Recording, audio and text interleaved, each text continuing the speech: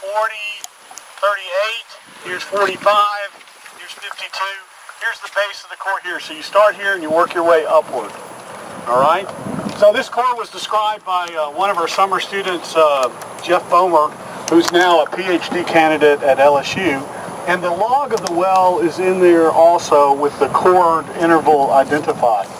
The Ms. SK East 190, where's my poster of my field? Oh, there it is. We look for the ribbon of sand in the plain of mud. And so the 5IW sand is very much a river of sand enveloped and encased in mud. And the 5IW field at Rita is a place where you've got a stratigraphy. My claim to fame is the Mrs. SK East number 215, which is a dry hole, where I was able to find the sea of mud, not the ribbon of sand. Having drilled a fluvial well between two wells with sand, I thought certainly I could catch a little bit of this reservoir in its, yeah, right, that didn't work so well. But, of course, of all things, it set up a prospect, right? So there's my next 216 well is, of course, right there on that nose. I'm certain it will work.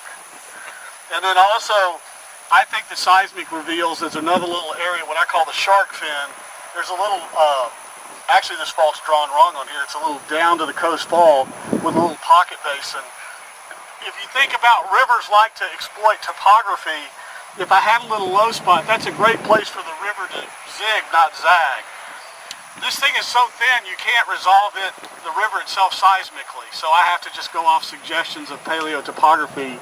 But it's interesting, we had a structural high here and a structural high here, and this 5IW river kind of coursed in between those latent structures, even back in the Oligocene. And it's most notable that each one of the bed sets in here is based by a conglomerate.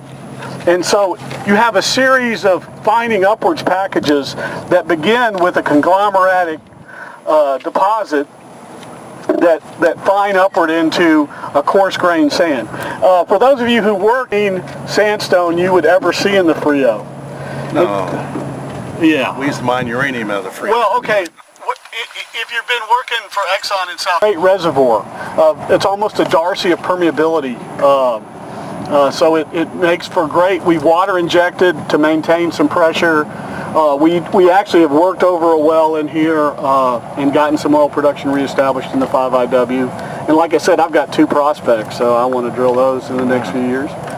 Valleys by John Anderson's group up at Rice University, and a fellow named Alex Sims was in particular working on this valley here. And so he did his dissertation on this, and they looked very closely at, hey, what was happening here when sea level was down at its lowest stand, 120, 130 meters from the present level, and then very closely what's happened on the way back up. So if you take a look, this is the modern this is Corpus Christi Bay and Nueces Bay here. But when sea level was about 120, 130 meters, and it was the shoreline was 70 or 80 miles or 70 or 80 kilometers off of, from the current shoreline, we had rejuvenated the erosive potential there. Basically, we dropped the base level, and so we started the down cut. And so what we saw in that last slide.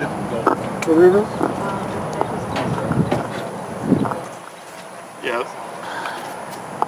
What we saw on this slide here, which is this expression here, this also actually continues in the subsurface, right? That Paleo Valley doesn't end right there at the current land surface where we're standing. If you take a look, these are contours that are showing meters below sea level that this Paleo Valley actually reached, and you can see the profile of it. It's very steep. You saw that as a topographic map. You see these nice V's there for this topographic feature that's been carved out here. And so where we are up here, we're somewhere down here, not right about now, or we're in the middle of the valley here.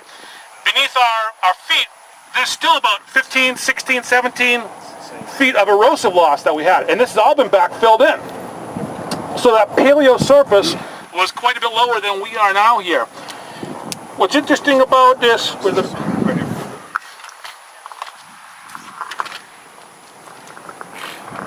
and and we can use this one here, is, like I said, on the way down there were these periods of regression, transgression, regression, transgression. We ended up developing a bunch of these small little terraces that you can see fringing the valley. Here's a beautiful one.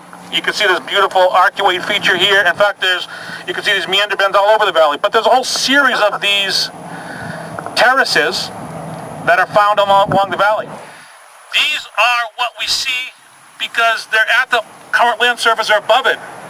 Those also exist in the subsurface because, again, I just said that all of this has been backfilled since that point, but there are terraces in the subsurface too. So this same type of morphology, these big flat plains, like we would see a big flat river plain here, are also in the subsurface. So they're related to what was happening in the Beaumont.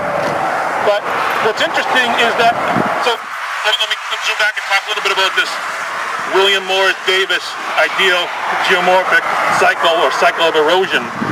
So the thought is that you have erosion, meandering rivers, having lateral erosion, cutting these things down through time, and with enough time you planed off this very flat surface. We call that a peanut plane.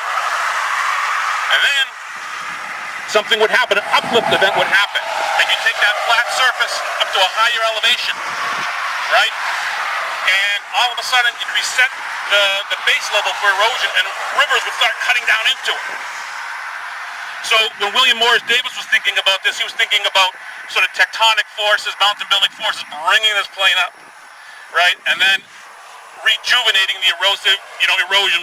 We've added back to the potential energy there. And so then this landscape would start to get dissected and cut down with very steep river valleys, which is exactly what we see here. That's signature for a young geomorphic landscape.